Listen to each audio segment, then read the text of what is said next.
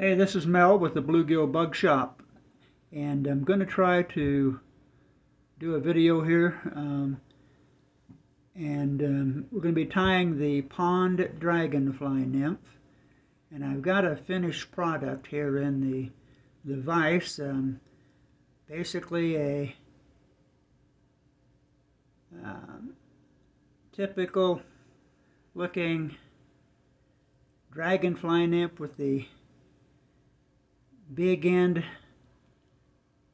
the bulbous end, and some rubber legs, and you can see the dominant eyes that are real predominant on a dragonfly. So was asked to do a demonstration on this, so let's go ahead and get going on the actual video. To tie this fly, we're going to be using a size 10 3 extra long nymph hook or streamer hook. We need that long shank hook in this case to get the full body layout of the dragonfly nymph, and we're going to be using some olive 140 UTC thread,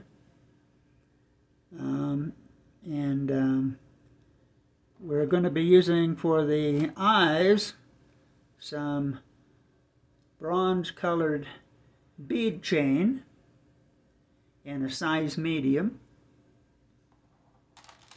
and we're going to be using some medium-sized copper wire.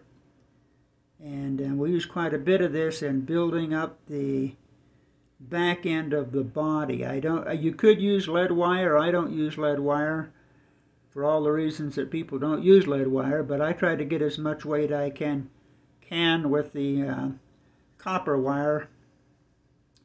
And you'll see why you need a fair amount of it just to go on that back end to build that football shape up on the back end of the fly. We'll also be doing the body in some Jameson Spindrift yarn. This is called Sphagnum.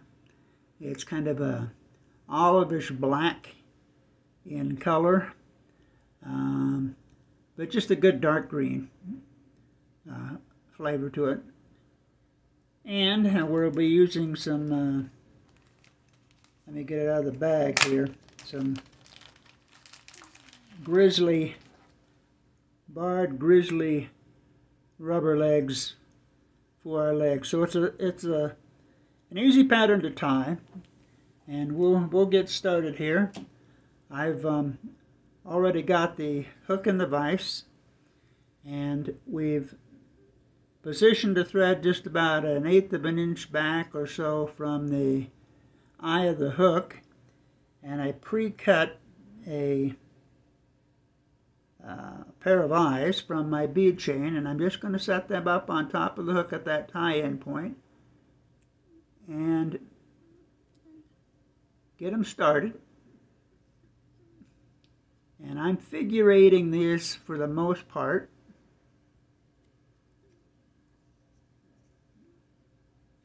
You want to make many wraps with this so that it gets in there good and solid.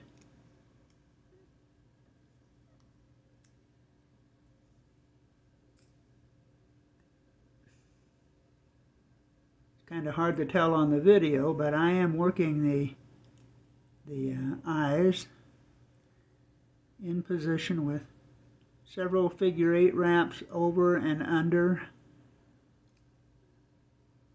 And once we get the eyes in there, we're going to put a little super glue on them anyway. Build up just a little bit of a front drop-off point there for what will be the head of our fly.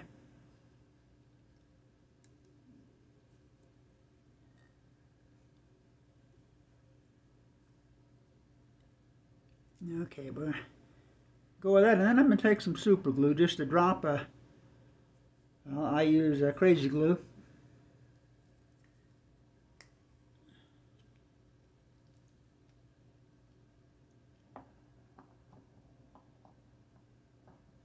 And we're going to just put some there on the thread wraps on the top.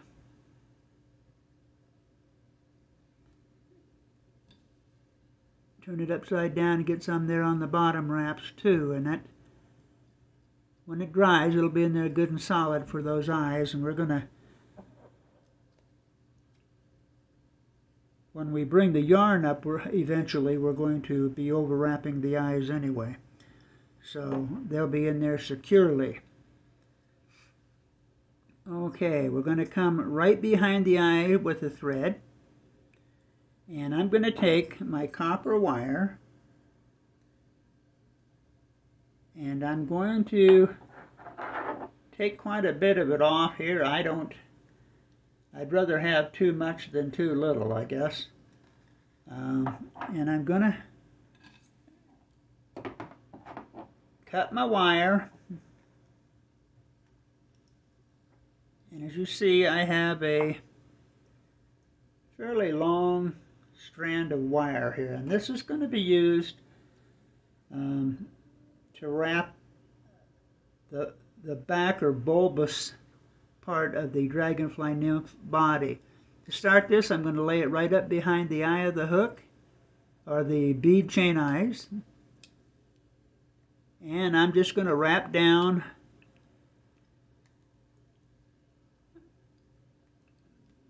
giving me a base, and I want to stop the wire about at the hook point. Okay, and then I'm going to come back up and bring my thread back up here, get it out of the way, and then we're going to wrap this wire, and we're just going to start, we keep a firm grip on it, and that's why I like the long wire. It's easier for me to pull on it and keep a nice firm grip on it. Shouldn't break. I don't break it. And I come down, and as you see, I'm just making a single layer now. And when I get down to about in there, another 1/8 of an inch behind the eyes, I'll start wrapping back over it again, and we start building up the body.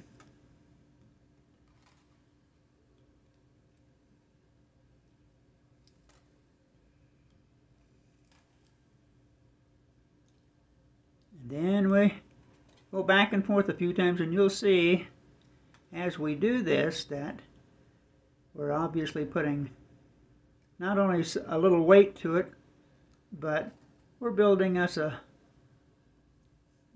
better term, a football-looking shape on the back of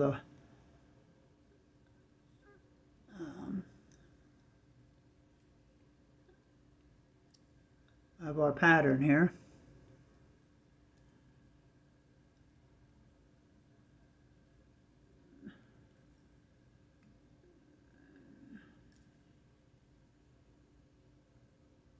I think I'm going to make one more trip back over it.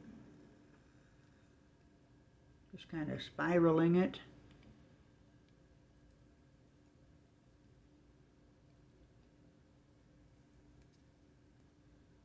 Doesn't have to be pretty because you're going to cover it up anyway. But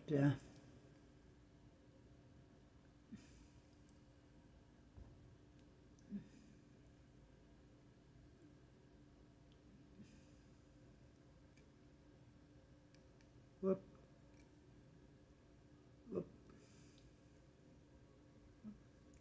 Anyway, when we get us a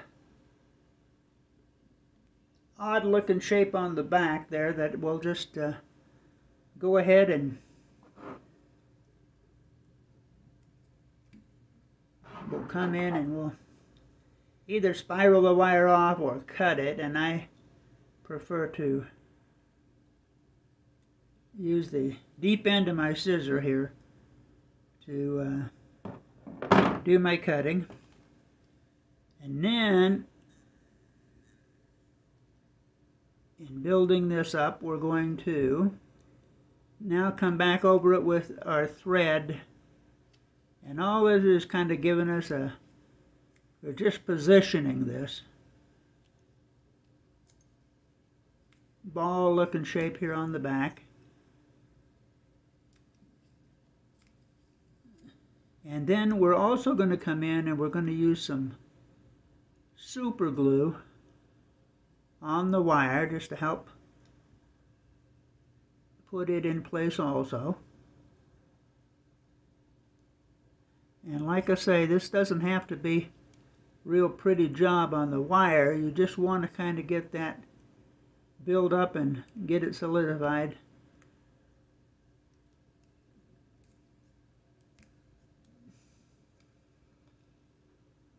Okay,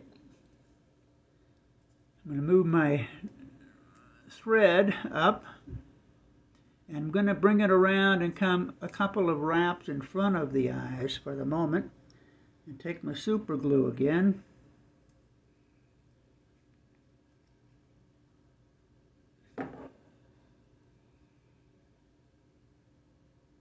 And just come in and coat that wire.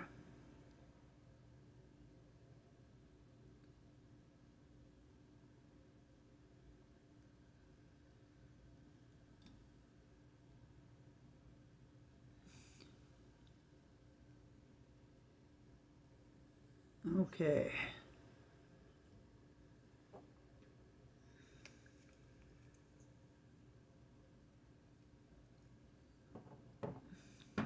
Next, we're going to take our Killabug yarn here, or the Jameson Spindrift yarn, and in the sphagnum color, and we're going to cut, I don't know, 3 or 4 inches of it. May have more than we need. If not, we'll put some more on there. Okay. I'm going to come and set the yarn between the eyes and just catch the end of it out in front of the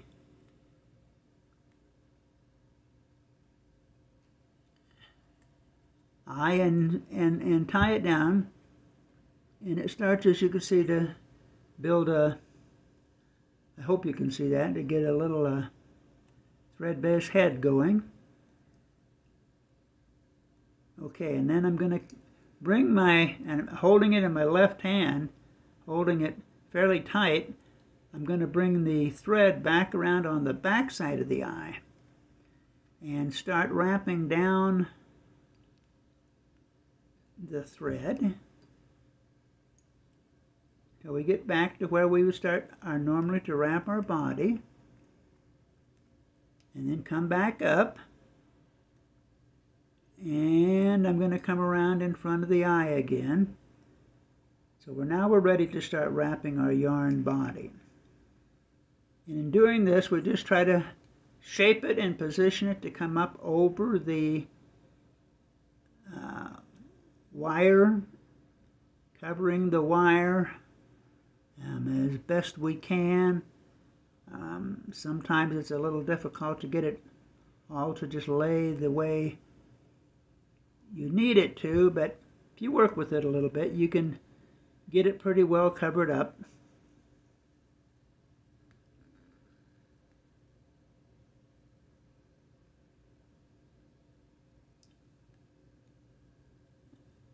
Important to keep the tension on it. And then we just come wrapping forward. After we get our shape in the back, we'll just come wrapping forward with the yarn. Bring it right up behind the eye, and then I cross over between the eyes and underneath, over again, just kind of under and over a few times, just to build us up a nice looking head there. And we end up in front.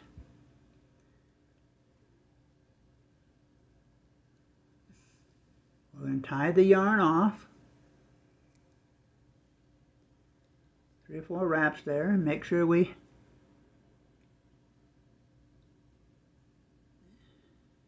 okay, and then we come in and just trim the end off there.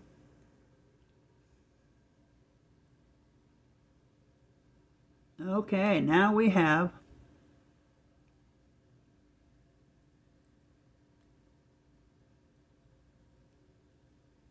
shape it a little bit. Now we have our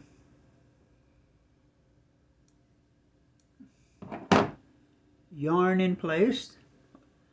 Now, because I want the legs to be back behind the eyes, I'm going to just bring the thread underneath the eyes and back to the point in between, or just right in front of the football-shaped yarn here, and make a few wraps with it. And then we're going to take our barred grizzly legs, and you can use whatever you want for legs. You can use round rubber legs, you can use barred grizzly legs, you can use flexi bug legs. I like to use the barred grizzly because it gives you a little coloration. And I like the barred look on it. I take a piece of the rubber leg material, and I've got that much, and I'm not stretching it, and I'm going to fold it in half so that, I don't know if you can see that, but I got a little loop there. I'm just going to cut the loop, and I end up with 2.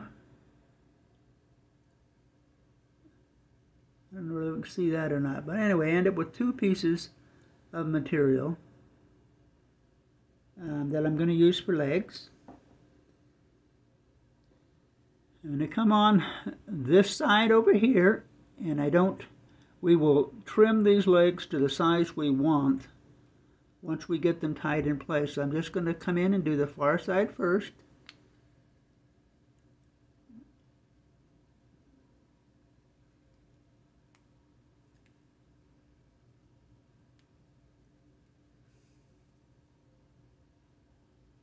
Okay. And then we're going to do the near side. That's just the way I do it. If you have a preferred way of putting legs on that isn't the same as mine, don't worry about it. Just get your legs on there. Okay. Now, my front legs are a little bit longer than they need to be, so I'm just going to hold them out in front of bring them forward and hold them out in front of the eye and trim them back just a little bit. Okay. So, at that point, we're just about done. We're going to do the whip finish now instead of up front here.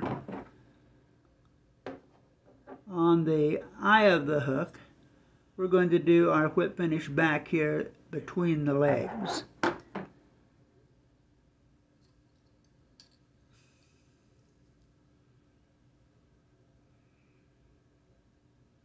Okay, and it's going to come up and make 3 or 4 wraps.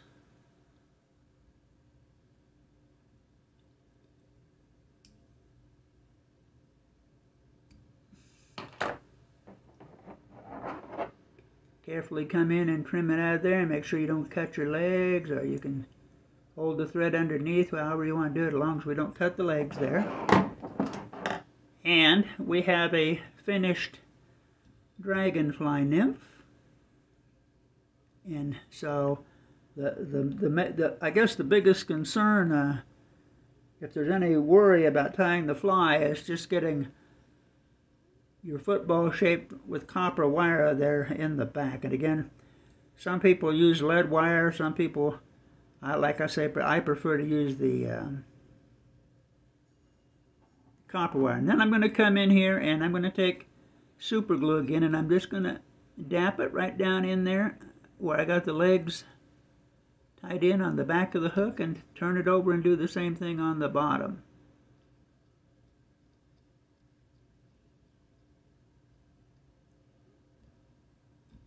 And I'm not going to put anything out on the head of the fly as far as cement goes. The key thing is to keep your body in shape and your legs on there.